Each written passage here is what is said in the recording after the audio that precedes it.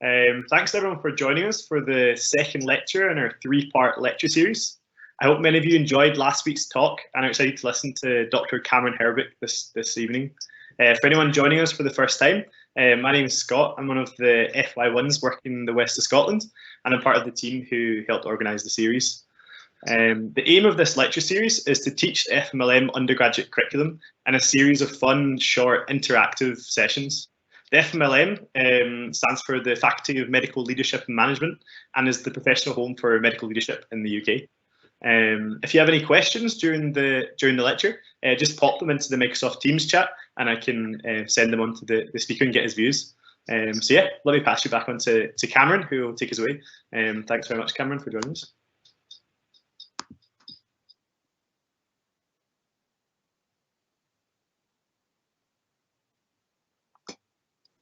Good to go, Cameron. Great. Excellent. Thank you, Scott. Well, good evening, everyone. Thank you very much for giving up time in your evening to come in and listen to this, and thanks to Scott for organising. So Scott said, my name's Cameron. I'll introduce myself in a moment, but as Scott said, we're going to be talking about what I think is one of the most important things when it comes to self-management. One of the key things I think you can learn early on in your medical career when you're a student or a junior doctor. When it comes to self-management, that's going to have the biggest, most far-reaching effect throughout your professional medical career and throughout your life in general. But we'll come on to that one thing shortly. I'll give you a brief introduction to who I am. So I am a paediatric trainee, ST7 in paediatrics, with a special interest in neurology and epilepsy in children. And I'm in the last couple of years of my training, so I'll be a consultant soon. But that's not what I've been doing this year. I've taken a year out of training, out of programme for experience year, doing what's called the Scottish Clinical Leadership Fellowship, which is organised through NHS Education for Scotland. And there's similar schemes in England and the devolved nations, if you're from there, organised some of them through FMLM and the CMO's leadership scheme. But in Scotland, we call it the Scottish Clinical Leadership Fellowship. And it's a year of gaining leadership experience completely removed from clinical work.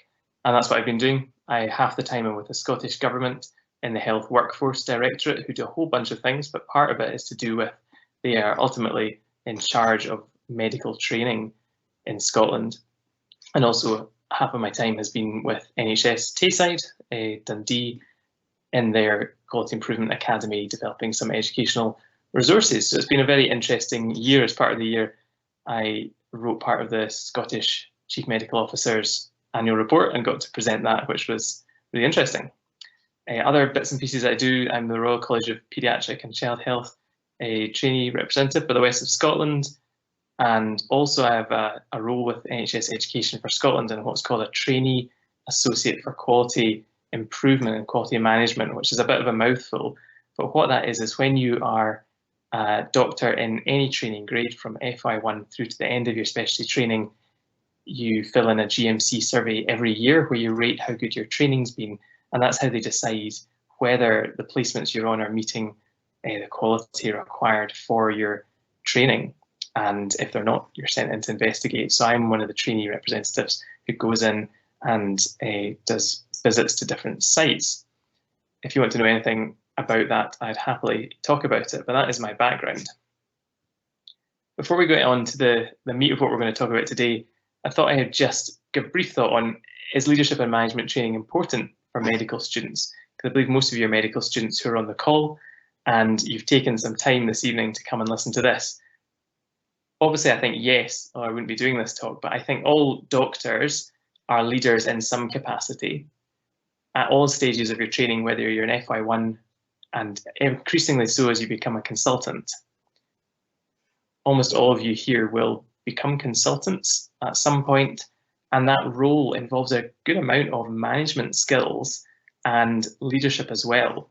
We spend so much time thinking about clinical things, diagnosis, investigations, management plans, but actually the healthcare management and leadership side of it is something we're not always taught. And that's why it's so good that FMLM have this curriculum and why we're doing this lecture series.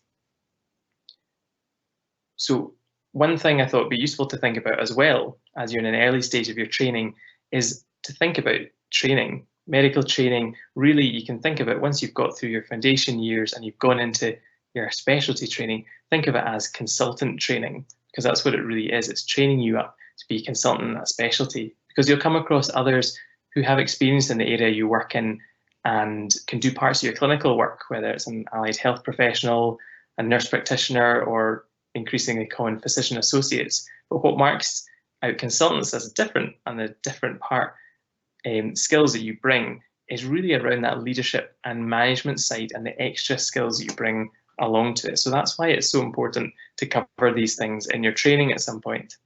You'll lead, whether it's just leading on a complex case, decision, or having an influential role in service design and planning, in quality improvement, medical training.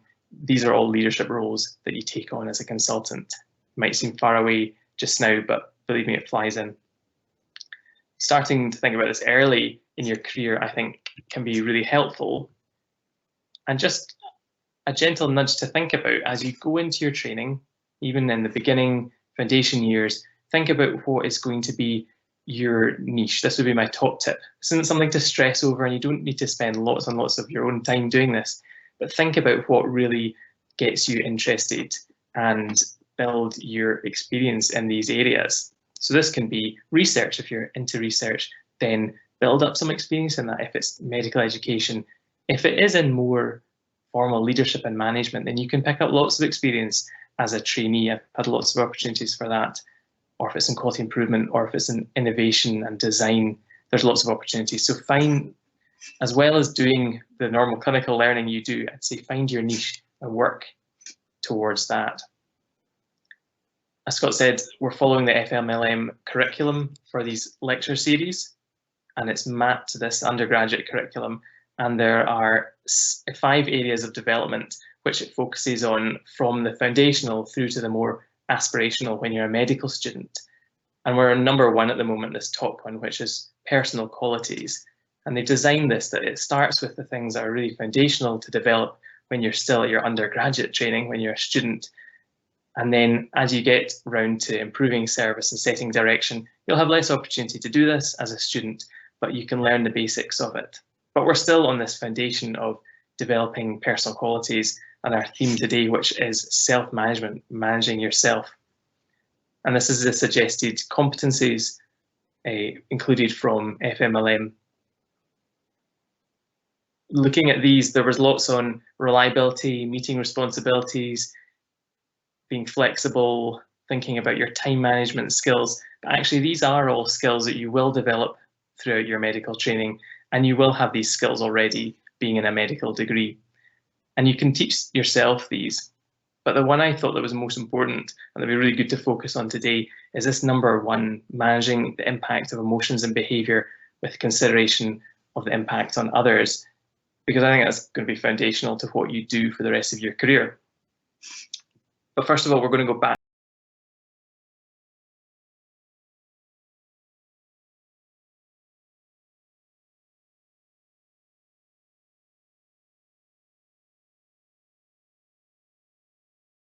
But the one I thought that was most important, and that'd be really good to focus on today, is this number 1, managing the impact of emotions and behaviour with consideration of the impact on others, because I think that's going to be foundational to what you do for the rest of your career. But first of all, we're going to go back to 1950s Britain and the apparent golden age of the NHS, and we'll watch this short video.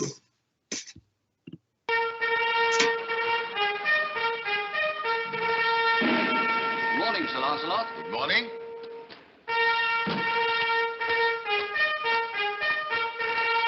Morning, gentlemen. Good morning, sir. Not late, I hope? Not at all, sir.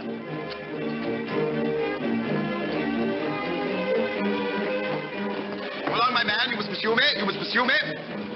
I suppose you got another half-dozen boring cholecystectomies today? Yes, sir. After last night, I feel like one myself. How about that gastrectomy I did yesterday? Not so well, sir. Oh, pity. Great pity. Morning, sister. Good morning, Sir Lancelot. Everything ready? All ready, sir. Splendid.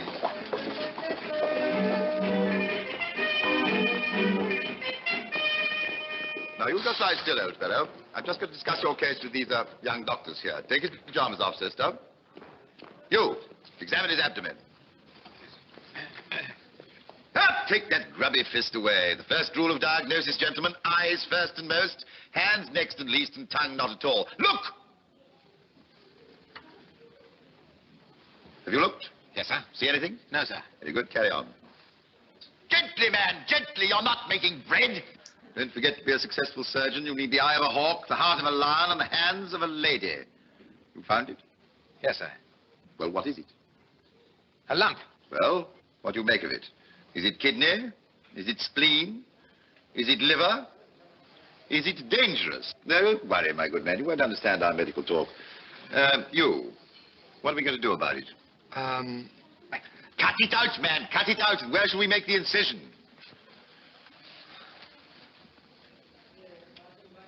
Nothing like large enough. Keyhole surgery. Damnable. Couldn't see anything. Like this. Now, don't worry. This is nothing whatever to do with you. Now, you. When we've cut through the skin, what's the first substance we shall find? Subcutaneous fat, sir. Quite right. And then we come across the surgeon's worst enemy, which is what? Speak up, man. Blood, you numbskull! You cut a patient, he bleeds until the processes of nature form a clot and stop it. This interval is known scientifically as the bleeding time. You, what's the bleeding time? 10 past 10, sir. So a bit silly, really, but helpful in making the point we're going to make today. Thankfully, you'll recognise that much has changed since these days. I think this is set in 1954, and it's from the film Doctor in the House. And yeah, from these early days of the NHS, we're not all wearing ties and white coats. And thankfully, if nothing else, doctors are not all white, male and middle class anymore. But you might easily recognise the type of behaviour that we're seeing here, something that you still recognise as happening from the way the consultant surgeon speaks to the juniors. So take a little moment to think about a time when you've been spoken to like this, whether you've been in an award round, if you've been in a clinic, the emergency department, or in a lecture, a seminar, teaching scenario as well. And either just take a moment to think about it, or you can even put in the comments, or if you want to bring up, obviously confidential, don't name any names, a scenario where this has happened. And think about, were you functioning at top capacity in this scenario? Where was your mind jumping to the answer immediately? You probably knew the answer, but could you have it at the tip of your tongue when you're being grilled like this? And then thinking back to that time, do you remember what you were being taught? Do you remember what was going on? Or were you left with the impression just of how it made you feel at this time? I'm going to tell you two brief stories that have happened to me in my medical career so far. First of all, when I was in FY1, so not far away from where you are, or in a medical ward, the gastro ward, and the professor of gastroenterology, who had a well-known reputation for being rude and unpleasant, and people would tread lightly around him. So first thing in the morning, early, people just had their coffee, but this patient has been admitted the evening before for some investigations, and it turns out on the ward round he hasn't been properly fasted for the procedure he's going for that day and won't be able to get it on the morning list as was planned. And the nurse who's in on the round has only just come on her shift and hasn't met this patient before, but she gets snapped at the consultant as if it's her fault for this happening. Myself, another FY1 and the registrar are all there, and we witness this event, but we don't say anything, but we all feel awkward. Then later on in that day, the patient becomes septic and very unwell, and we're not sure why. And my colleague is treating him at this point, and is treating him appropriately. He's getting fluid boluses, IV antibiotics. But we need to speak to the consultant who's in charge of his care and who knows what's going on to decide on the next steps. But no one wants to talk to him, and there's a delay in people going to find him, and this man's becoming more unwell. Eventually someone does go and track down the professor in his clinic, and he's not very happy, but the patient does get the investigations and the treatment he needs, but it's been significantly delayed. Another scenario I can think of was when I was a paediatric registrar. This was a good few years ago now, in a district general, small hospital, and I was called down to the emergency department for a child who was coming in quite unwell by ambulance. And she was this 1-year-old, nearly 2-year-old, who'd had some problems being born prematurely and had a difficult airway narrowing in the past, but that had been operated on and repaired. And she had bronchiolitis, a viral infection, and respiratory distress, and she was needing lots of oxygen and looking like she might need intubated and sent to intensive care in a different hospital. But there was lots of talk and there was worry about this airway problem she'd had before. There was disagreement about the plan, and the anaesthetic consultant was getting quite worried and defensive. And she snapped something rude to me and my consultant, and then left with her junior staying in the department to help with the management. We thought this child needed intubated, but there was a disagreement then between us and the junior anaesthetist, who didn't want to call their senior back and didn't believe the child needed intubated and thought we should wait for the retrieval team to come from a different hospital. They get delayed, they get sent to another hospital, and meanwhile this child is becoming more unwell. There's a shift change with the nursing staff and the anaesthetist, but still no one wants to call the consultant back in. By the time the retrieval team comes, the child is really hypoxic and actually is pericardiac arrest, and she's very unstable, but thankfully the retrieval team intubate her and transfer her to intensive care where she makes a full recovery. So what is going on here? What is the mark of all these scenarios? It's what we call incivility. So this is the definition of civility. It's a politeness and just a general courtesy in your behaviour and speech. And we're talking about mild to moderate rudeness here. There's not shouting and screaming and having a big tantrum. It's just this mild to moderate rudeness in these scenarios. Is this important? It seems like such a minor thing. We witness this all the time. There's a man called Gerald Hickson. He's a paediatrician and healthcare quality and safety expert in Vanderbilt, Tennessee. And he, as part of his work, has got people to draw episodes of incivility that they've been part of. And this is from a seminar that he did in around 2007. And just looking at this picture here, it's absolutely clear what is going on. There's not really any ambiguity. You can tell what is happening in this scenario. And what's really interesting here is that this probably took 2 minutes to experience, for this nurse to experience, and 2 minutes for her to draw. But this feeling, this experience that she's had here, she's remembering in detail, and it's lasted with her. And actually this was something that happened, I think, 26 years before the event, and she could remember in detail. And this here is our important figure. It's been shown in studies that just mild to moderate rudeness directed at us triggers an emotional response in us that somehow compresses our cognitive ability by 61%. And then that takes a while to come back. It comes back slowly. So that's why when you are on the receiving end of this rudeness, you don't think what to say. And it's only when you're driving on the way home that you think of the retort you should have made. So this feeling of being belittled, ashamed, or humiliated somehow squeezes your cognitive bandwidth, we call it. And how do we know all this? Well, there's more and more studies that are showing the effect of incivility, of mild to moderate rudeness on others, but it's more worrying the actual effect on the quality of clinical care and patient safety that this has. So this is a really interesting study by Daniel Katz, which was just happened in 2019, and they took a simulated scenario with a full theatre team, and they simulated operative emergency, a crisis. And in one scenario, they had a surgeon who was polite and professional and just who spoke normally. And then they had another scenario where a surgeon was rude and they were told to just be mildly rude. So this wasn't screaming, shouting, throwing scalpel surgeon. This was just a surgeon who was mildly rude. And there's this very significant drop in performance from the anaesthetists in the scenario. But interestingly, the other finding was the self-reported performance from the anaesthetists was not significantly different at all. So they weren't aware of the fact that their performance was dropping in response to this rudeness, where it was significantly. And what's going on here, what happens when someone is rude to us in a clinical environment?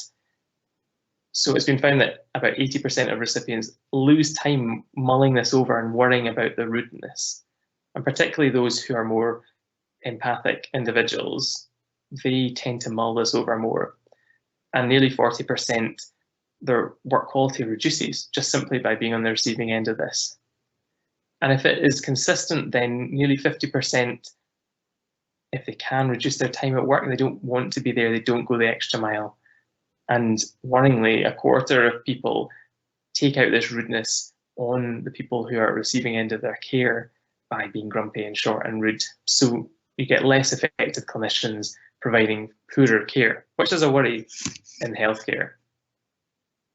But it's not just the people who are on the receiving end of the rudeness who suffer. There's 4 victims really of incivility. There's a recipient. Remember that 61% reduction in your cognitive ability if you're on the receiving end of rudeness. But bystanders or witnesses. So in the circumstance, my story, where the consultant was rude to the nurse, all of us who are witnessing it also were impacted by this. And there's an average 20% reduction in cognitive ability just from witnessing this rudeness. And then there's this up to 50% decrease in willingness to help others. And you know, if you are in your car and you're cut off by someone, if they're rude to you in that way, you're less likely to let someone else out. And that's been shown to be the case. And if you let someone else out into your lane of traffic, then they're more likely to then go and let people out as well. So our behaviour does have impacts on others. But this fact of just being a bystander and the reduction in cognitive performance is really quite striking. The other people who are impacted by rudeness are patients and relatives. So they're less likely to recommend the clinical care team if they have witnessed someone being rude to another member of staff, not even necessarily them. And they worry about asking for help, patients as well, if they've witnessed the clinical team being rude to one another. And then lastly, there's this harder to define but really significant impact on the healthcare team. So there's this overall reduction in the cognitive capacity of the team, and the overall and reduction in creativity as well, which is crucial in healthcare. And overall, it leads to significantly worse outcomes across all clinically significant measures. So this is really significant and real worry for patient safety and care. There's this man called Lucian Leap, who you'll hopefully come across at some point, but he is one of the fathers of patient safety in healthcare. And he has this quote saying that bad behaviours are pervasive in healthcare. And incivility and rudeness are one of these. And he initially listed 6: disruptive behaviour, humiliation, demeaning treatment of colleagues, particularly those junior to you, passive-aggressive behaviour, passive disrespect, the things like the tut, the head turn, the sigh, dismissive treatment of patients are the 6 that he identified. But then there's this final one, the systemic disrespect, how it becomes embedded in our healthcare. And then there's big problems when this happens. You just need to think of Mid Staffordshire, or if you're in Scotland, the Sturrock report into NHS Highland, and the bullying culture there is interesting if you want to read more about this. And this is how easy it is to move from being what we call a civil clinician, just someone who treats people well, to an incivil person. And if we all have stressors in our work, it's a stressful environment. Being in healthcare, you might be hungry, you might be tired, you might be beyond your shift. But if there's this permissive environment where this is the norm, where you witness this daily, then this leads to you becoming this way as well. And worryingly, it's that environment where this incivility flourishes, where it's easier for even worse behaviours to flourish, such as bullying, chronic undermining, racism, sexism, other discrimination. They grow and they flourish in these environments. So this is where our example, our self-management, and eventually our leadership really has an impact. And from a selfish point of view, it's not just the safety aspects in healthcare that are important, but there's personal benefits to being civil and not being rude to others at work. And this is not the same as being necessarily warm or bubbly and outwardly effusive to people. It's just being simply civil, not being rude. There's good research that shows that if you are simply civil to others, whether you're having a disagreement with them or not, or in difficult situations, they think more highly of you, and others around think more highly of you, and they trust you more and think you're a better doctor and more competent. And this applies to healthcare staff as well as the patients. So there's this campaign called Civility Saves Lives, because the evidence is really out there that healthcare is better quality, it's safer, it's more effective when people are civil to one another, and real problems set in when we're not. I encourage you to look at their website, and there's this consultant, Chris Turner. He's an emergency medicine consultant in the West Midlands, and he's really kickstarted this, and his TED Talk is a brilliant watch, and there's lots of information on their website, so I'd highly recommend it. Finally, what can we do about this? Is there anything we can do to help? Ultimately, everyone goes into healthcare wanting to help others, to make a difference. No one goes in with the intention of making healthcare an unsafe or unpleasant place to work, or somewhere that harms patients. So simply just having that knowledge that you do now, that incivility has a negative effect on clinical care and safety, noticing it when it occurs, and then not adding it to your Lex kind of behaviours has a huge impact. We learn through watching. There's the mantra, see one, do one, teach one. We learn almost like in an apprenticeship model where we, as we gain more experience, we learn from others that have gone before us. But that also means we can pick up bad behaviours. We see someone being rude to someone else, and that looks like a normal behaviour. They get things done. They might be a very clever individual. We can easily adopt that way of working as well. But actually, you're the next generation. You're the people that can bring change in our healthcare. So you will witness this. There's no doubt you will see incivility and you will see worse behaviours throughout your experience as an undergraduate and as a trainee. But if you can see that and note it and not take it on, then that is really powerful. So that's the whole point of the Civility Saves Life campaign. And interestingly, they were going to call the campaign Assholes Kill Patients, but they decided it would be better to have a positive name to go with. So yeah, you who are on here tonight, you're the ones who are interested enough in leadership and management to be joining an evening meeting about it. And whatever role you end up in, you will be a leader in some respect. Some of you might go on to be in high positions of leadership. You might be the next CMO. But whatever you're in, you will have some leadership role. And learning in all your dealings and everything you do in every situation you're leading in, whether it's a group project at uni, a piece of research you're doing, or leading at a cardiac arrest, knowing that your actions, the way you speak to people, can have a huge impact on the performance of others and the safety of the care that's delivered purely by being civil is really powerful. And this graphic here shows what it's like when you lead through incivility. They say it's like breaking wind in a lift. You might feel better from it, but everyone else feels and performs worse. And the understanding of this impact is only growing at the moment, and the culture is spreading. So there's well-publicised campaigns now in different specialties, particularly ones where historically there's been more of a culture of rudeness and unfortunately bullying, harassing and undermining as well. So in surgery, this is in Scotland, I think it's called Let's Remove It. And then in orthopaedics, and this is very widely publicised, there's a campaign called Hammer It Out. And this is not just incivility, but this is kind of quite insidious bullying, harassment and undermining that they're trying to remove from these specialties. So back to what you can do beyond just being aware of this and self-managing your behaviour as you progress and become more senior and have more responsibility. There's active things you can do to challenge uncivil behaviour. So I'm just going to give you four points, and this is an abbreviated version of a framework developed by Chris Turner, who leads on Civility Saves Lives, and he's developed this. But go to the website if you want to know more about this. So calling out incivility or challenging incivility, this is the hardest thing to do, really, in my point of view. This is tough and tricky. It's much easier to just model civility and to be civil, but challenging out behaviour when you see it can be really tough. And it's not always possible, and it's hard to do well sometimes.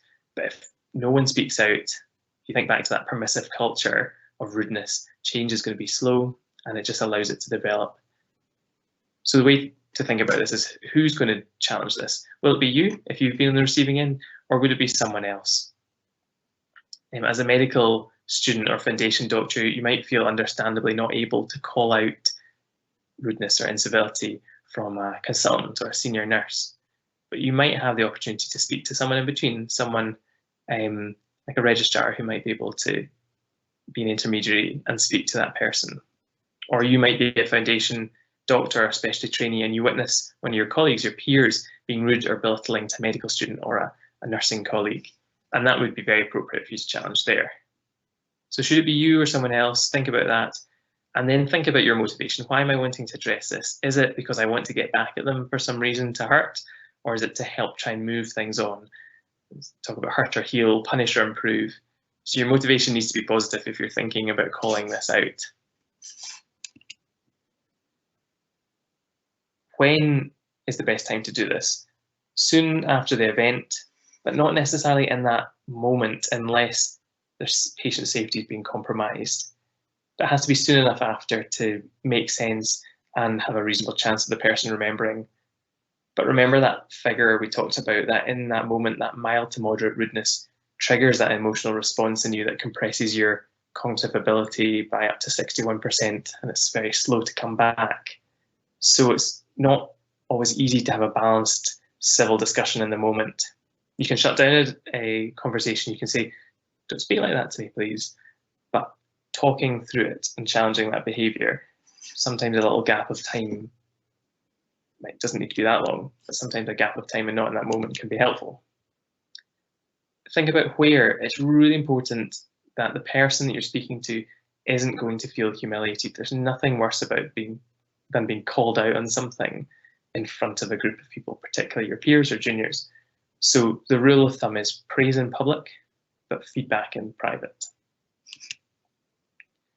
And then how, and this is a tricky one. So you need to think about underpinning the conversation you have with respect and compassion.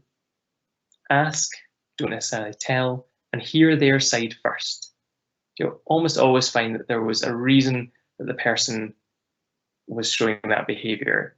In most cases, people don't go out to be rude and hurtful to other people. They might be hungry, they might be tired, they might have personal stresses going on. So there's examples you can say something along the lines of, thank you for seeing me here. I'm here to ask you about what happened in theatre today. What happened in clinic today? I believe there's an issue. Are you okay? From the perspective of those in theatre, you came across a bit abrupt and hostile.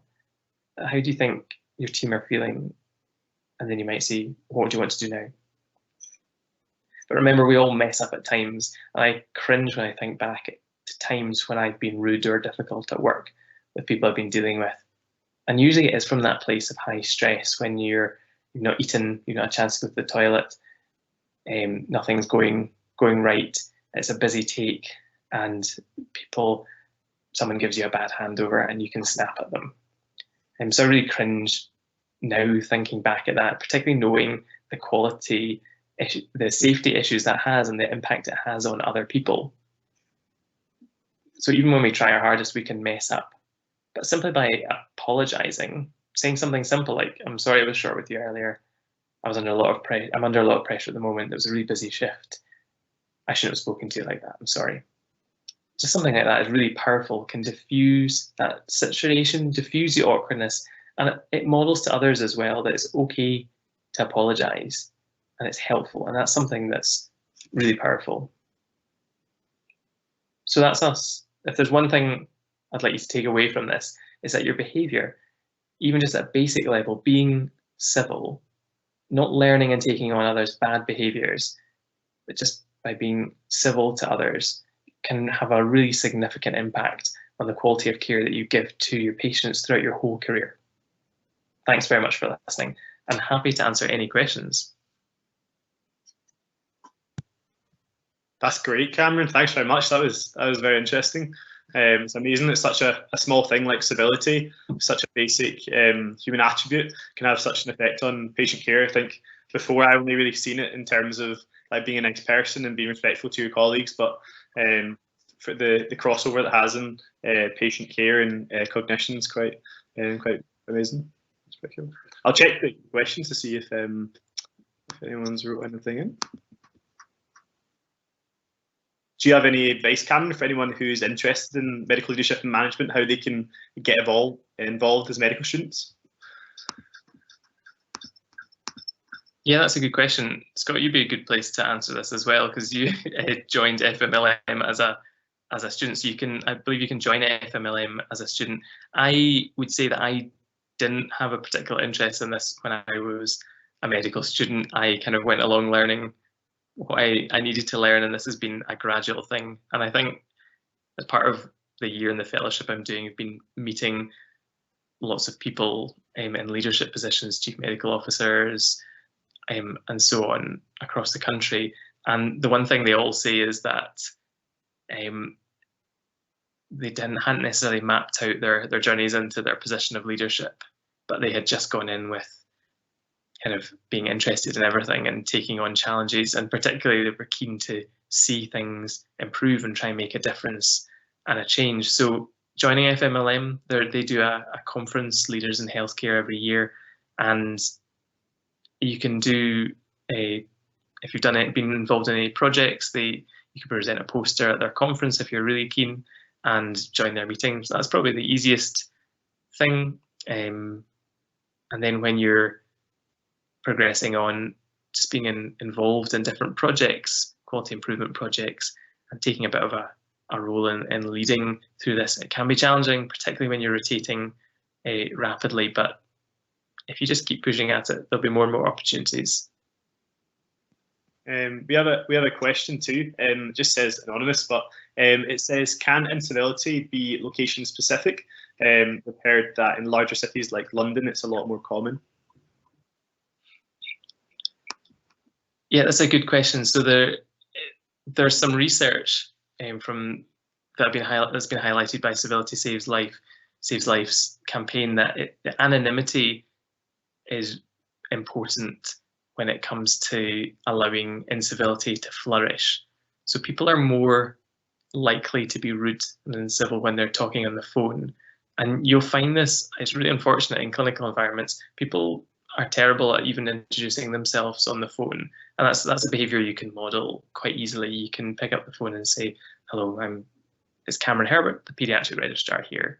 And that's really simple. And that kind of puts a name to a voice, and just by being civil on the phone. So yeah, there's something about anonymity. And if you work I've worked in big cities, I've worked in small DGHs, I worked in a really small district general where you kind of knew everyone, and even the person in the switchboard knew your name. It was so small. And actually, although you can have problems in teams there, just by the hospital being a small small unit, very easy to walk down to the emergency department and have a discussion with your colleague. That does allow this kind of culture to flourish of civility, because people know one another, and if you mingle socially as well. But if you are just a number, a bit faceless in a big city, in big hospitals, it can be. And that is really just about really purposefully needing people in positions of leadership to model these behaviours and challenging these behaviours. But that's tricky. Thanks very much, Cameron. I was just going to say about the getting involved as a student as well. There's a lot of universities have their own student societies that you can get involved in, and then there's also the medical student group of the FMLM, which if you go on the website you can apply to be part of as well, which is a really good starting point. But yeah, thanks Cameron so much for tonight. It's been super interesting, and I hope everyone will join us for next week for the last lecture in our series. It's on continuing personal development by Mr. Tanvir Hussain. So yeah, we'll post the link about that one. But yeah, Cameron, that was amazing. Thanks so much. And yeah, if you have anything else, Cameron, before we go. No, thank you very much. Well, I hope everyone else enjoys their evening, and thanks again for giving up your night to listen. Hope you enjoyed it, and we'll hopefully see you next week. Thanks very much.